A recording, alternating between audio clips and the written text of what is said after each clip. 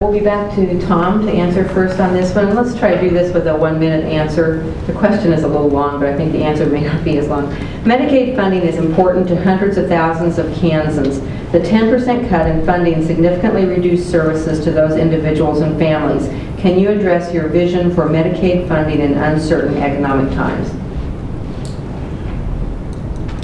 Well, I voted for the sales tax increase to restore funding to the social safety net programs, which includes Medicaid, as well as to education.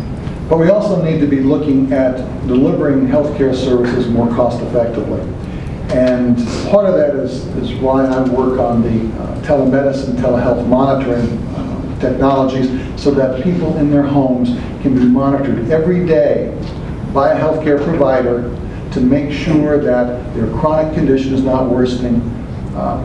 Kansas University Medical Center staff are evaluating the data. They have definitively established that we can keep people out of emergency rooms if we invest in technology and we invest more wisely in terms of how we're delivering health care. Thank you. Linda? If the 10% cut in Medicaid funding is a direct relationship to our funding cuts at the state level, then I would say to you that we need to be looking at ways to fund these vital services for our citizens. We need to be making sure that there isn't any excess cost in our government, and we also need to be taking a look at some of the tax exemptions that have occurred over the past few years. We need to seriously look at those and make sure that those tax exemptions are fair and that they are justified. For example, I know that the Rotary clubs in Topeka are tax exempt, while the Rotary clubs here in Lawrence are not tax exempt. That's just one example of the unfairness of our tax exemptions, and I think that's one way that we could look at funding some of these vital services. Thank you. Tony? Thank you. The 10% cut in Medicaid funding doesn't sound like it was a whole lot, but it was devastating to a lot of individuals, and so I'm glad we were able to restore those cuts and fully fund Medicaid. I think it's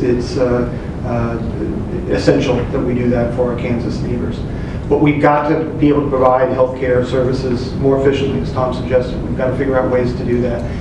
We've got to figure out ways to keep people from getting to the point where their diseases or illnesses are catastrophic in nature. If we can catch them early, if we can do some prevention early on, then perhaps we can help curb costs a little bit. This is an issue that's going to be a key issue in the next decade. If we don't get a handle on this, if we don't get a handle on healthcare costs in general, they're going to eat us alive. And Medicaid is just the tip of the iceberg on this issue to me. Okay.